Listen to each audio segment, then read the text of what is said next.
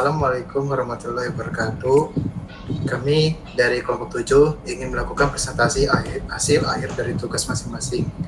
Pada kesempatan ini, kami memaparkan temuan dan analisis kami terkait tokoh Indah Keramik.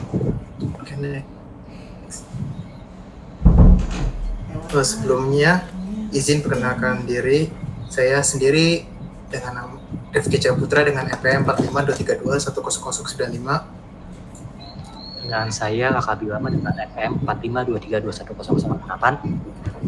Dengan saya Soma Ramdhani Setiawan dengan NPM 4523210106. Dengan saya Mesak Maekar yaitu tugas programming dari 4523210062. Nah, untuk tugas individu saya yang gunakan ini, tugas 1 skenario sistem dan tools yang kami gunakan untuk membuat workflow itu Draw.io. Untuk pemilik bisnis ini Bapak Ansari, aliran proses yang digunakan oleh kelompok kami adalah aliran linear. Untuk metodenya waterfall, teknik pengujiannya dipimpin oleh kelompok menggunakan metode partisi ekivalen atau kelas ekivalen. Oke, next.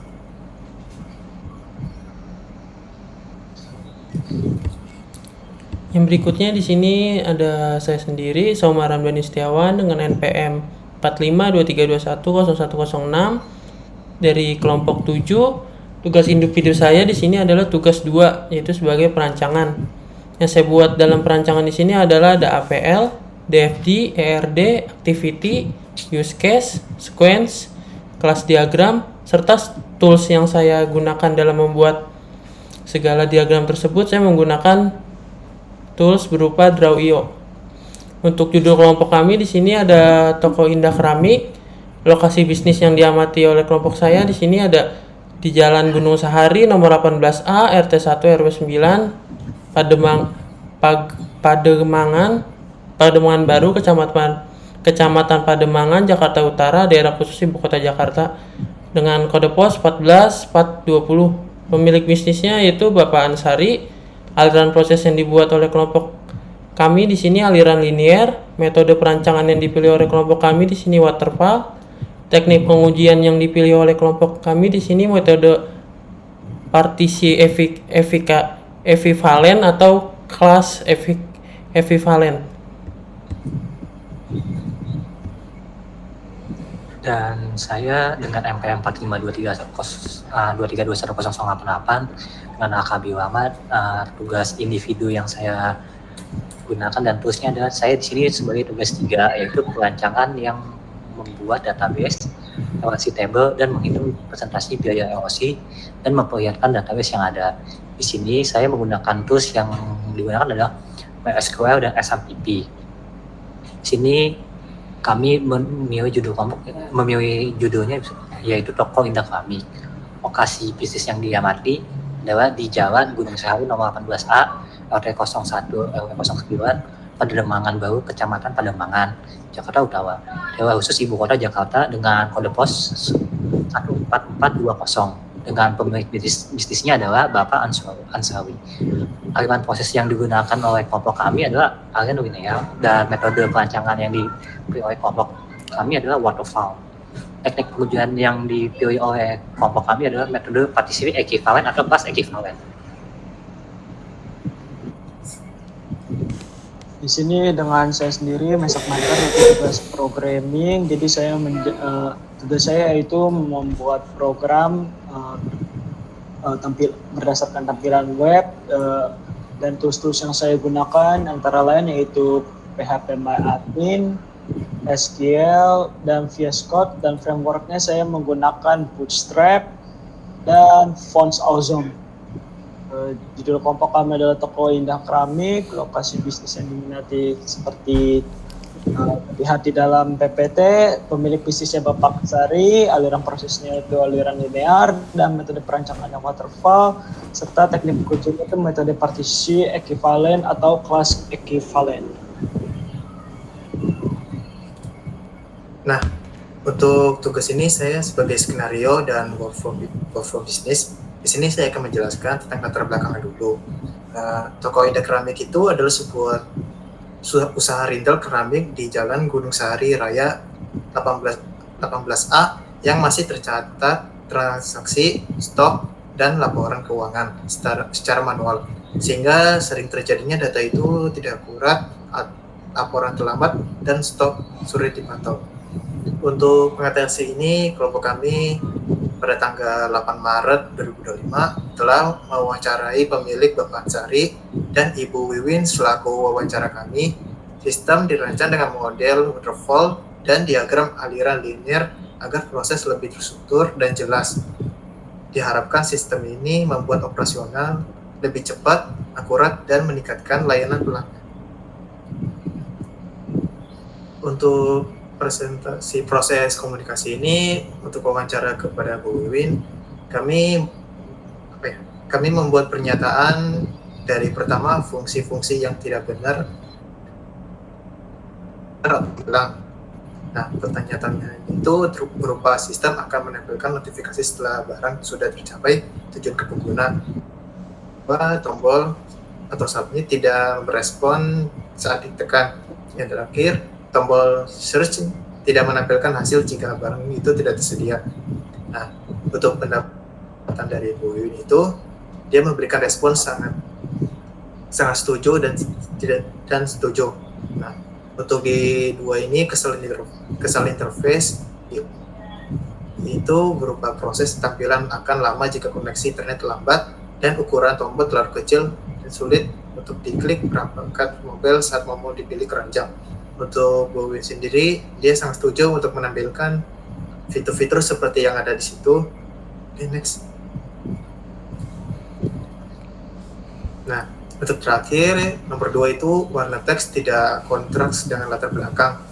Dia ingin menampilkan teksnya itu supaya lebih menarik dilihat dari usia muda hingga usia tua, supaya website itu tertarik. Dan lanjut, untuk kesalahan ketiga ini dalam struktur data atau akses database eksternal. Data pengguna tidak tersimpan ke database setelah pengisian komentar. Sistem gagal menampilkan jika mengatur jaringan lag, serta harga dan gambar tidak sesuai atau tidak sinkron dengan server database yang sudah dibuat.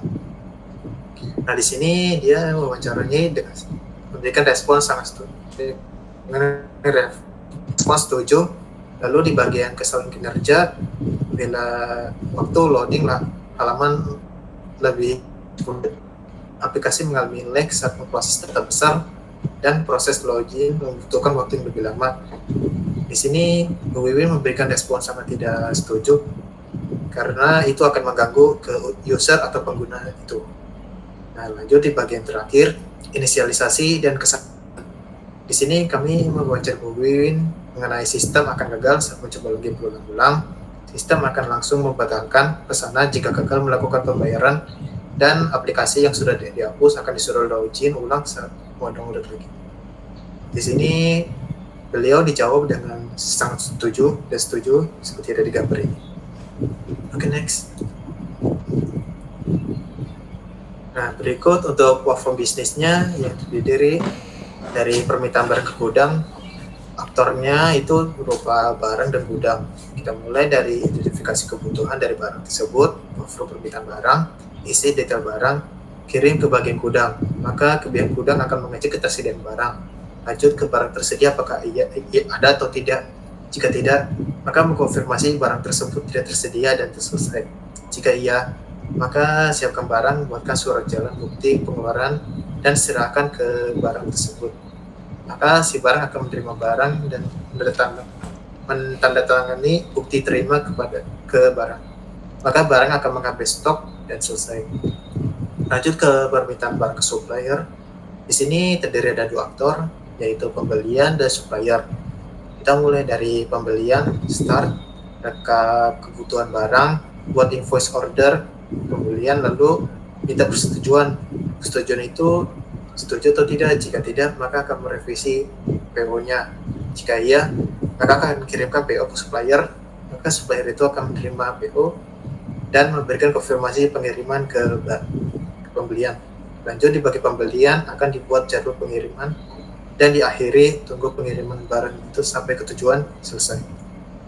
Next. Di sini ada pembayaran konsumen yang terdiri dari 2 aktor, yaitu pelanggan dan penjual. Pelanggan akan mengkonfirmasi pemesanan ke penjual, lalu penjual akan membuat faktur atau nota pembelian. Nah, di bagian ini ada metode pembayaran. Jika iya, dia akan lanjut ke tunai.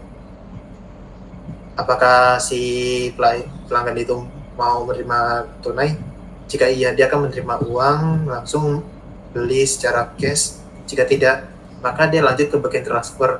Transfer itu, kalau jika iya, dia akan mengisi data diri dulu, seperti berikan nomor rekening, lalu menunggu konfirmasi dan verifikasi transfer.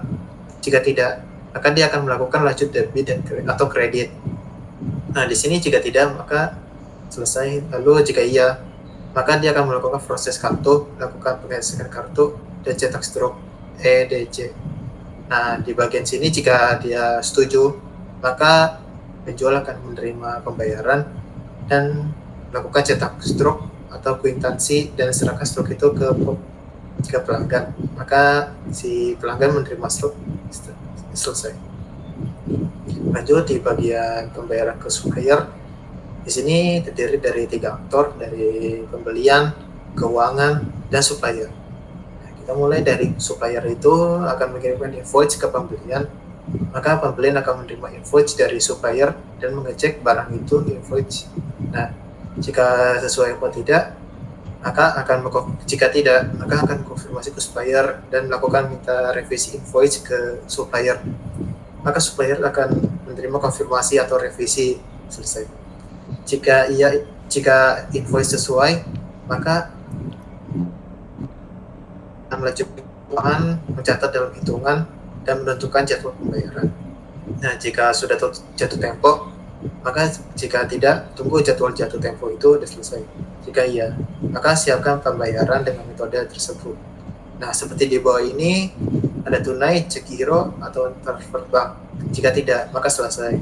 Nah, jika iya, seperti ada di bawah ini, lalu lanjut di bagian update status ulang dan melakukan arsip dokumen pembayaran, dan di bagian supplier akan menerima pembayaran. Selesai. Oke, next. Di sini ada workflow penjualan yang terdiri dari 3 aktor, yaitu pelanggan, karyawan, dan gudang. Kita mulai dari pelanggan tersebut. Pelanggan datang membutuhkan konsultasi dulu ke karyawan, maka karyawan tersebut akan menerima produk ke pelanggan tersebut apakah pelanggan itu setuju atau tidak. Nah, jika tidak, maka selesai. Lalu kalau lanjut bagian ya karyawan akan meminta barang tersebut ke gudang. Lalu di gudang itu akan ngecek dulu sebelumnya, cek tersedia stok atau tidak. Jika tidak tersedia, maka lanjut di bagian penerima PO. Lalu setuju atau tidak gitu. Jika iya, dia akan menerima uang muka atau DP, tunggu stok tersedia, lalu buat faktur. Nah, setelah itu buat cetak faktur dan melakukan proses pembayaran ke pelanggan. Maka pelanggan akan melakukan pembayaran, terima barang, selesai. Lalu di sini workflow return barang. Di sini terdiri dari 3 aktor, yaitu konsumen, admin, dan gudang. Kita mulai dari cek kondisi barang tersebut untuk pemerintahan refund.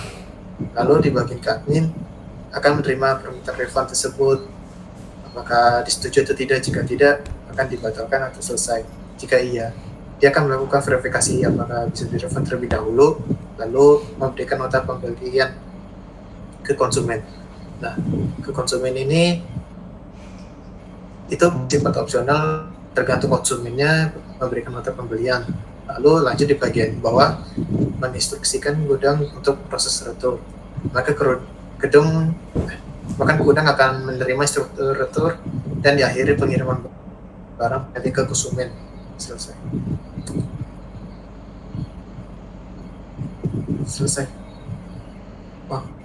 Untuk stok barang ini yang terakhir terdiri dari 2 aktor, yaitu stok tersebut dan gudang. Di sini akan menerima di sini kan ada start. Jadi akan melakukan pengecekan kualitas ke stoknya, apakah kualitasnya baik atau tidak. Jika iya, maka input data stok ke gudang, maka ke gudang akan menyimpan tersebut stoknya dan mengkategori kode dari produknya. Nah, jika tidak, maka menerima pergantian ke sebelumnya. Di bagian bawah ini pembaruan database stok dan diakhiri tampilan di katalog atau display. Selesai.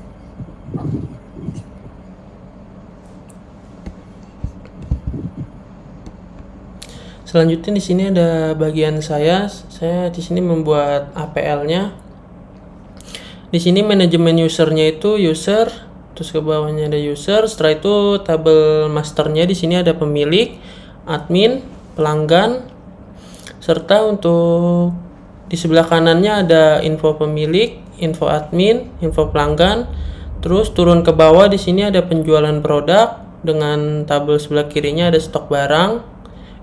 Ada stok, terus di bawahnya ada barang. Setelah itu di tabel sebelah kanannya ada laporan stok, info harga barang. Setelah itu turun ke bawah ada pembelian produk. Di sebelah kirinya terdapat jenis produk, di sebelah kanan ada laporan jenis produk. Next. Setelah itu di sini ada diagram DFD level 0. Di sini ada si SI-nya, SI-nya ini sistem informasinya penjualan indah keramik. Terus untuk si admin di sini mendapatkan info barang, info login, supplier, info pelanggan, barang, info karyawan. Setelah itu untuk si pelanggan di sini mendapatkan info jual, info harga, login, info pelanggan. Setelah itu di sini ada si pemilik. Pemilik di sini mendapatkan laporan jualan, info karyawan, harga, info pelanggan, info login, info user, info barang keluar. Next. Setelah itu di sini ada diagram level 1-nya. Boleh minta di zoom sedikit, Mesak.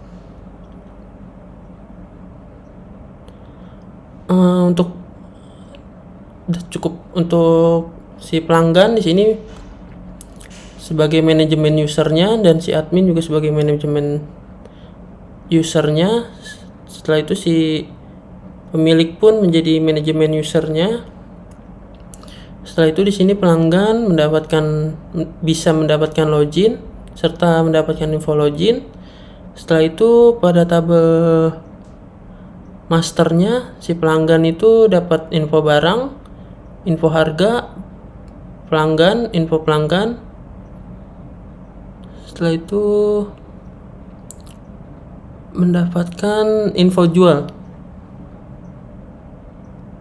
Untuk jual dan info jual itu tidak termasuk ke tabel master. Setelah itu tabel master yang kedua itu di sini ada si admin. Admin itu ke master itu mendapatkan info karyawan, info barang, info harga, barang, info pelanggan, info supplier. Setelah itu di sini ada si pemilik ke manajemen user itu mendapatkan user, info login, info login. Setelah itu pemilik ke tabel master itu mendapatkan info karyawan, info harga. Setelah itu info pelanggan, harga, info supplier, info beli, karyawan. Setelah itu untuk si pelanggan, untuk ke tabel 3-nya itu penjualan itu mendapatkan jual, info jual. Setelah itu si admin mendapatkan info jual. Setelah itu untuk si pemilik mendapatkan laporan jual, info jual. Untuk tabel keempat ini ada pembelian.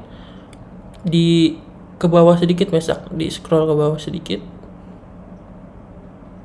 Nah, setelah itu untuk di tabel 4 ini ada pembelian. Si pemilik itu mendapatkan laporan beli dan info beli. Setelah itu untuk admin dia mendapatkan info beli. Di next. Di zoom sedikit.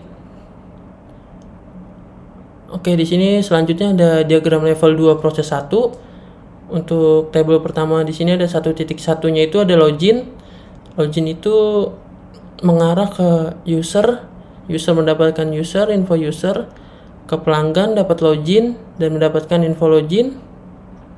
Setelah itu si pemilik juga bisa login dan mendapatkan info login. Setelah itu ke admin juga bisa login dan mendapatkan info login. Setelah itu ada 1.2 info user, itu mengarah ke user mendapatkan info user. Setelah itu dari si pemilik mengarah ke 1.2 input user, itu data user baru.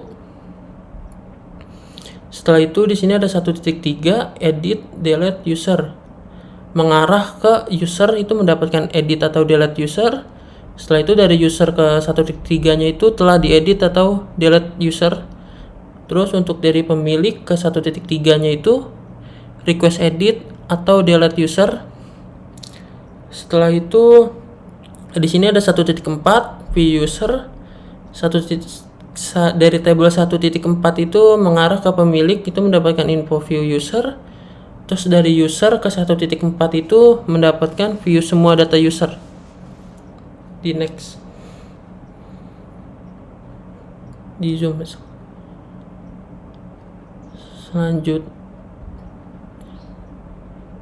Selanjutnya di sini ada diagram level 2 proses 2. Untuk proses pertama di sini ada 2.1 yaitu pelanggan yang mengarah ke pelanggan mendapatkan info pelanggan dan pelanggan. Setelah itu 2.1 mengarah ke admin mendapatkan info pelanggan. Setelah itu 2.1 mengarah ke pemilik, itu bisa mendapatkan info pelanggan. Setelah itu 2.2 yaitu supplier itu mengarah ke pemilik mendapatkan info supplier. Setelah itu untuk mengarah ke admin itu mendapatkan supplier dan mendapatkan info supplier. Setelah itu di sini ada 2.3 yaitu barang, mengarah ke pelanggan mendapatkan info barang dari si pelanggan tersebut. Terus 2.3 juga mengarah ke pemilik. Di sini pemilik dapat info barang, si admin pun mendapatkan info barang dan juga barang. Untuk 2.4 yaitu harga, si pelanggan tersebut juga mendapatkan info harga, si pemilik juga dapat info harga, dan si admin juga mendapatkan info harga. Setelah itu 2.5 yaitu karyawan, si pemilik ini mendapatkan karyawan dan juga mendapatkan info karyawan, si admin pun mendapatkan info karyawan. Next.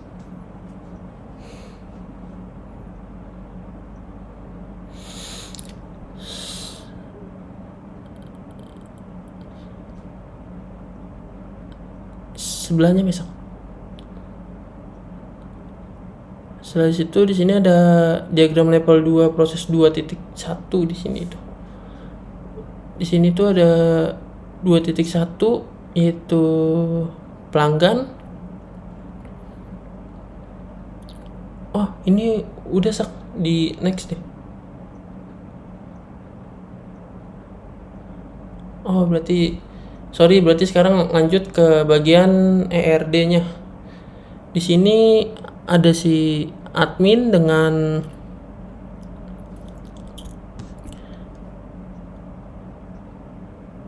di sini pertama itu ada si admin itu mendapat ada admin ID, total harga, email, password, telepon. Setelah itu admin mengelola jual itu di sini terdapat pelanggan ID, admin ID, jual ID, tanggal pembelian, total harga.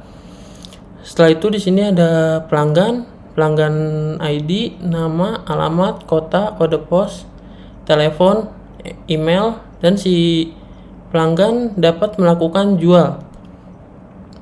Setelah itu jual memiliki pembelian produk yang terdapat pembelian produk ID, jual ID, barang ID, jumlah, harga satuan, subtotal. Setelah itu dari pembelian produk berisi barang yang terdapat barang ID, nama barang, jual ID, harga, stok, deskripsi.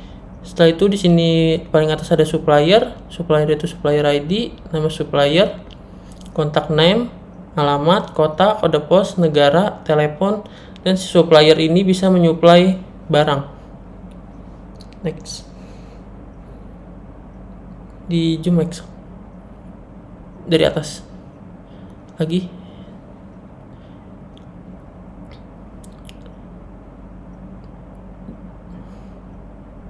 Di zoom out dulu deh, Sak. Oke. Selanjutnya di sini ada activity diagramnya. Boleh di zoom Max. Untuk aktornya di sini ada pelanggan, admin, dan juga si gudang. Pertama si pelanggan ini login. Setelah itu pelanggan melihat katalog barang. Setelah itu memilih produk keramik yang diinginkan. Setelah itu menambahkan produk ke dalam keranjang. Setelah itu si pelanggan setelah itu pelanggan di sini ada dua arah, mau lanjut belanja atau tidak. Kalau mau lanjut belanja, dia bisa langsung melihat lagi ke katalog barang untuk melihat-lihat barang yang lain. Jika tidak, dia langsung tambah produk ke keranjang. Setelah itu check out, isi data pengiriman, konfirmasi pesanan. Setelah itu masuk ke notifikasi ke admin. Si admin terima pesanan baru. Setelah itu di sini ada session stok tersedia atau tidak. Si admin mengecek apakah stok tersedia atau tidak. Jika tidak, tolak pesanan, kirim notif penolakan. Setelah itu si pelanggan menerima notif kalau ditolak. Kalau barang tersedia di sini berarti approve pesanan, update status pesanan, kirim notif approve ke pelanggan. Setelah itu pelanggan di sini terdapat section juga status disetujui atau tidak. Jika tidak, pesanan ditolak. Jika iya, lakukan pembayaran. Lalu si admin terima konfirmasi pembayaran, verifikasi pembayaran. Setelah itu ada section lagi, pembayaran valid atau tidak. Kalau tidak, minta konfirmasi ulang.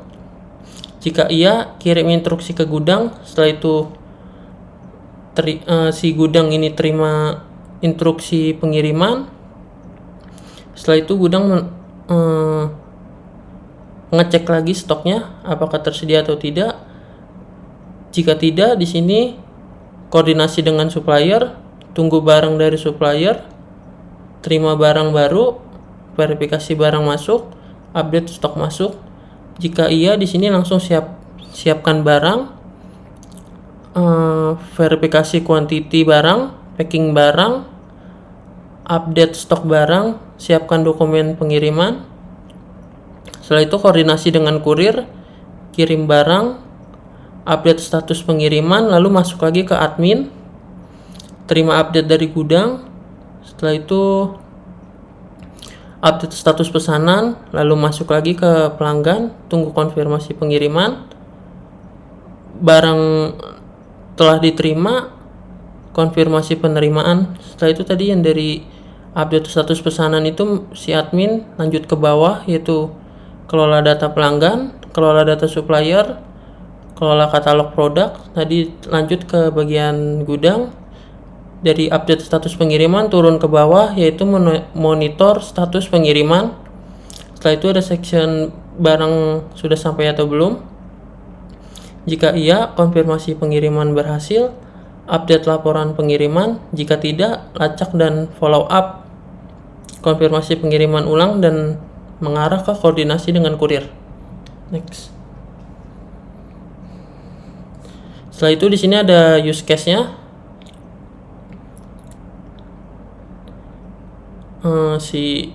Pertama di sini ada si admin. Admin itu bisa login sistem, bisa kelola data barang, kelola data supplier, kelola data pelanggan, update stok barang, lihat katalog barang, verifikasi transaksi, lihat laporan penjualan. Setelah itu si pemilik juga bisa login sistem, kelola data barang, kelola data supplier, kelola data pelanggan, update stok barang, lihat katalog barang, lihat laporan penjualan, monitor performa toko. Si pelanggan dapat login sistem, proses pembelian, lihat katalog barang, pilih produk keramik, lakukan pembayaran. Next. Di sini ada diagram sequence. Pertama di sini ada aktornya, itu ada pelanggan, admin, pemilik, sistem, dan juga database. Si pelanggan login, sistem langsung verifikasi pelanggan, return data pelanggan, masuk lagi ke pelanggan, login berhasil, si pelanggan lihat katalog barang, sistem lalu langsung ambil data produk keramik, return data produk, setelah itu masuk lagi ke pelanggan, tampilan produk keramik. Si pelanggan di sini pilih produk keramik, tentukan jumlah, tambah ke keranjang, checkout pembelian. Setelah itu dari sistem ke database, cek stok barang. Setelah itu dari database ke sistem, status ketersediaan stok. Setelah itu di sini dinyatakan stok tersedia. Setelah itu si pelanggan konfirmasi pembelian. Setelah itu dari sistem ke database untuk data pembelian baru. Sistem ke database, buatkan detail pembelian produk. Sistem ke database, kurangi stok barang. Dari database ke sistem, transaksi berhasil disimpan. Setelah itu dari sistem lanjut masuk ke pelanggan, konfirmasi pembelian berhasil. Dari sistem ke admin, notifikasi pesanan baru. Setelah itu dari admin ke sistem, terima notifikasi. Dari admin ke sistem, proses persiapan barang. Admin ke sistem, konfirmasi barang ready. Setelah itu dari sistem ke database, update status pesanan. Setelah itu dari sistem ke pelanggan, notifikasi barang ready. Dari sistem ke pemilik, laporan transaksi penjualan. Dari pemilik ke sistem, terima laporan penjualan. Setelah ini di sini stok tidak mencukupi. Dari sistem ke pelanggan, pesan stok tidak tersedia. Setelah itu dari sistem ke admin, notifikasi stok menipis. Dari admin ke pemilik, laporan kebutuhan restock. Setelah itu dari pemilik ke admin, instruksi untuk melakukan pembelian ke supplier. Next.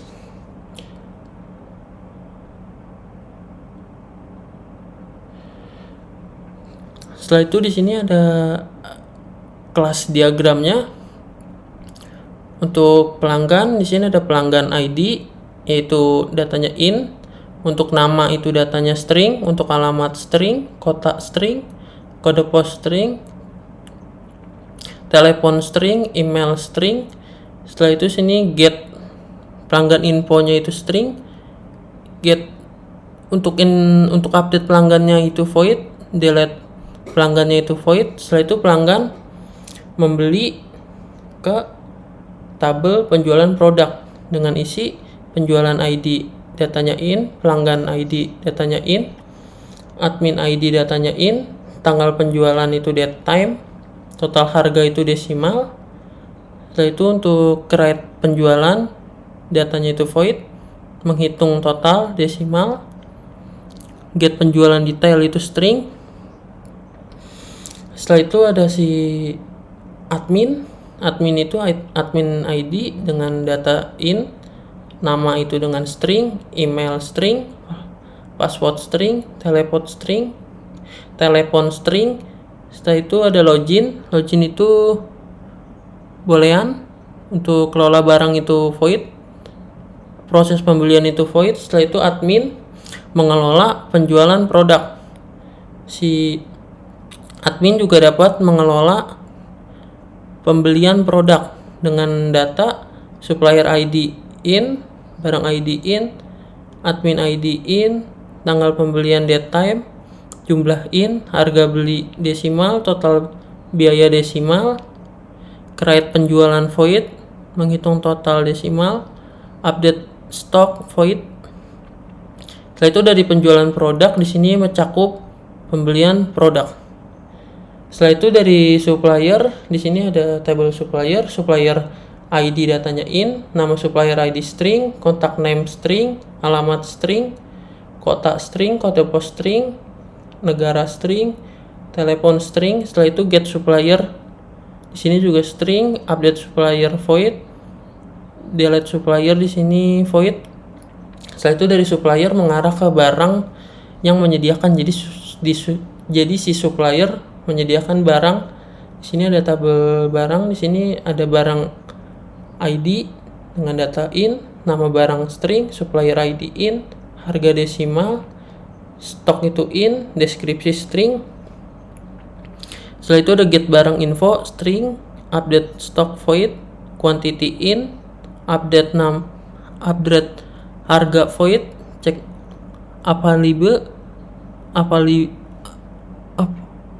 available itu boolean. Setelah itu ada price, di situ ada datanya desimal. Setelah itu dari si barang mengarah ke pembelian produk yang masuk ke dalam pembelian produk. Next.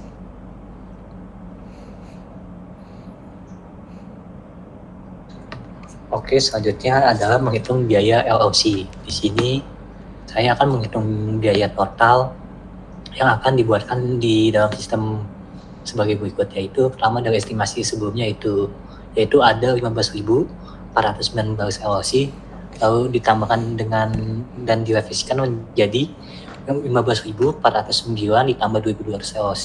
2.200-nya itu dari codingan yang akan ditambahkan menjadi 17.619 LOC.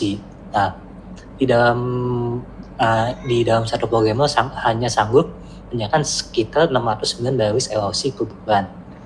Jadi 17.609 dibagi 609 sama dengan 29 karyawan per bulan. Nah, untuk menyelesaikan tugas programmer tersebut, jadi untuk biaya bulanan yang akan dibayar adalah 29 karyawan dikali 5 juta yang dihitung dari UMR Jakarta, yaitu 145 juta rupiah. Lanjut. Nah, di sini yang diperlukan adalah database dalam pembuatan sistem tersebut. Nah, di sini ada tabel admin, barang, harga, pelanggan, pembelian produk, penjualan, dan supplier. Tabel masternya ada pelanggan, ada bagian admin, ada bagian barang, ada bagian harga, ada bagian supplier. Di bagian tabel transaksi ada penjualan dan pembelian produk. Lanjut. Nah, di sini akan melihat relasi berisi tabel mana aja yang terhubung. Di bagian pelanggan terhubung dengan tabel penjualan, yaitu one to many. Jadi si pelanggan bisa mengambil banyak barang yang ada dijualin. Dan di bagian supplier terhubung dengan tabel barang. Si supplier itu bisa mengirim barang ke tabel barang, dan si admin terhubung dengan tabel penjualan dan pembelian produk, yaitu one to many. Di bagian tabel barang terhubung dengan tabel supplier, terhubung dengan tabel harga, dan terhubung dengan pembelian produk. Di bagian barang yang sesuai itu many to one, dan barang dengan harga itu one to many, dan barang ke pembelian produk itu one to many. Di bagian tabel harga dengan tabel barang yaitu many to one, bagian penjualan yaitu terhubung dengan tabel pelanggan yaitu many to one, tabel pembelian produk dengan tabel barang yaitu many to one, pembelian produk tabel pembelian produk dengan tabel admin yaitu many to one. Next. Selanjutnya akan dibacakan oleh Mas Kodian.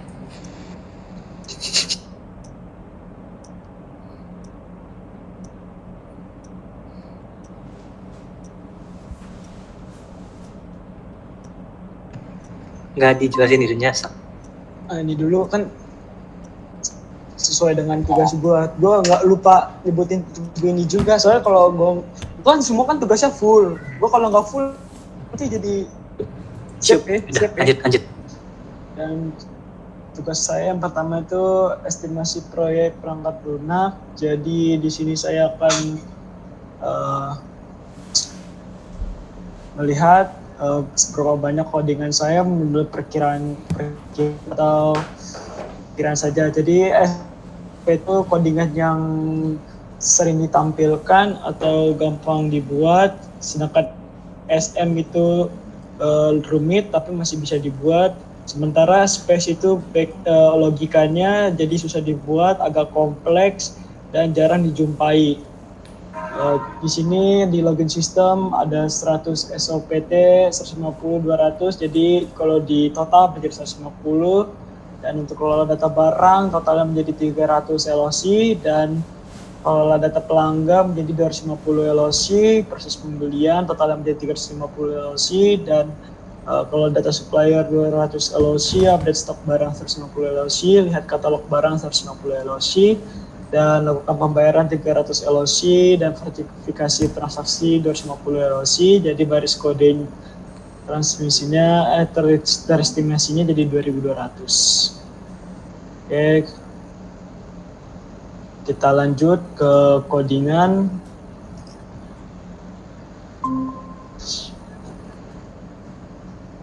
Oke, di codingan saya memiliki ini Phonosome dan Bootstrap sebagai framework saya. Apa fungsi mereka? Mereka digunakan untuk template saya atau referensi dari codingan yang akan saya buat. Yang pertama itu ada index. Ini semuanya isi dari tampilan home. Yang pertama ada require session, ini digunakan. Sebelum itu saya menjelaskan koneksi PHP. Jadi ini koneksi PHP itu digunakan sebagai penghubung database ke tampilan web. Yang pertama itu account localhost. Ini sebagai user kita, saya tidak memiliki password, toko online. Database saya namanya toko online. Dan jika tidak bisa terhubung ke database, nanti ada tulisan file to connect to MySQL. Pertama index dulu, ya. Oke, lanjut ke index. Saya memakai Bootstrap dan Phonosome. Ini tampilan style untuk tombol home. Oke, seperti ini tampilannya. Langsung saja kita ke login. Nah, di login ini saya juga memakai Recur Connection PHP sebagai penghubung ke database saya. Dan untuk ini tampilannya untuk menjadi tampilan saya agar lebih baik. Dan di body saya ini username, jadi ada username di tampilan login saya dan juga password. Username dan password ini ada di coding di database. Jadi saya membuat codingan namanya PHP. Jadi if username HTML spesial username, dan jika password HTML spesial password. Nah, seperti ini username sama password. Jika password salah, nanti ada notifikasi password salah. Ini untuk else-nya ya. Jika username juga tidak ada atau tidak ditemukan, nanti ada tulisan username tidak ditemukan. Oke, lanjut kita ke ini fungsi logout. Ini digunakan untuk keluar dari akun yang telah digunakan. Terus kategori PHP ini digunakan sebagai kategori barang dalam produk kami, yaitu yang pertama saya memakai Breadcrumb, yaitu framework dari Phonosome-nya, bla bla bla bla. Oke, kalau if except ini nama kategori tidak boleh kosong. Ini digunakan sebagai penambah kategori atau ngecek kategori. Jadi jika tidak ada kategori yang ini, nama kategori tidak boleh kosong, atau kategori yang ingin dicari tidak ada, maka nama kategori tidak boleh kosong. Ini untuk karakter kategorinya, kategori tidak boleh karakternya tidak jelas atau asal-asalan seperti ini. Contohnya penggunaan kata seperti ini atau lain-lain sebagainya. atau enggak 3 karakter. Jadi di kategori jadi admin ini menambahkan kategori tidak boleh asal-asalan, begitu intinya. Nanti ada notifikasi yang nama kategori tidak boleh berupa huruf acak tanpa arti. Jika ada kategori yang sudah ada, nanti juga ada notifikasi kategori sudah ada. Misalnya saya menambahkan, saya sebagai admin menambahkan kategori yaitu keramik dinding, dan saya ingin memasukkan keramik dinding lagi, maka akan ada tulisan kategori sudah ada. Jika kategori berhasil ditambahkan, ada juga nih kategori berhasil ditambahkan. Jika gagal menambahkan kategori. Ini untuk tampilan ininya, stylenya.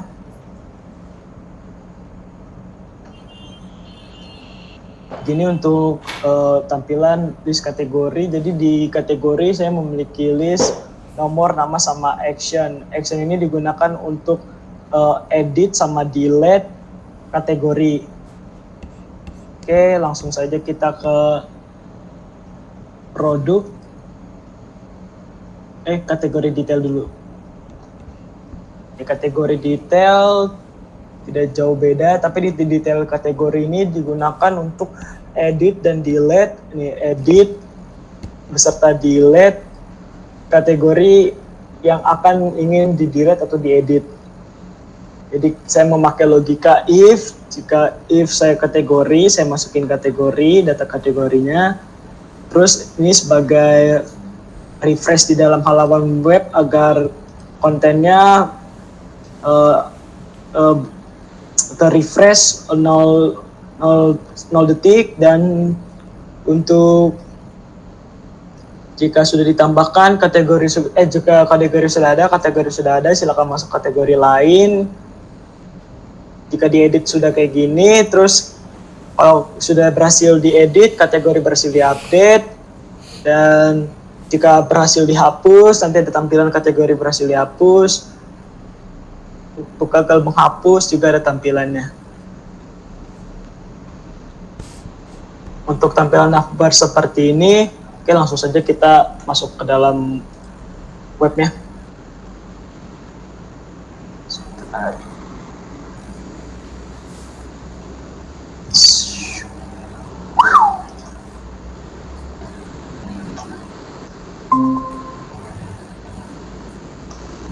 Begini untuk mau nambahin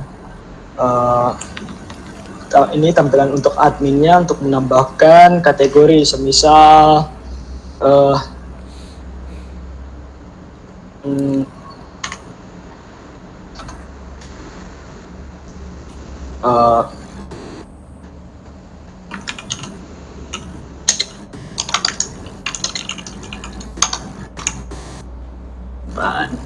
nah, kategori berhasil di ini ditambahkan, jadi namanya pintu besi. Jadi kategorinya bertambah jadi pintu besi. Jadi lihat detail bisa kita ganti, misalnya pintu besi jadi pintu kayu. Edit kategori bersedia update jadi pintu kayu nih setelah diedit. Dan kita mencoba untuk delete. Jika kita mendelete pintu kayu, kategori berhasil dihapus dan pintu kayu pun berhasil dihapus. Sekian dari presentasi saya.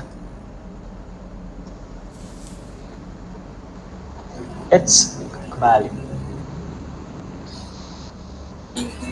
Oke, di sini sekian dari presentasi kami ini. Bila ada kata-kata yang salah atau failure kami ini, mohon maaf sebesar-besarnya.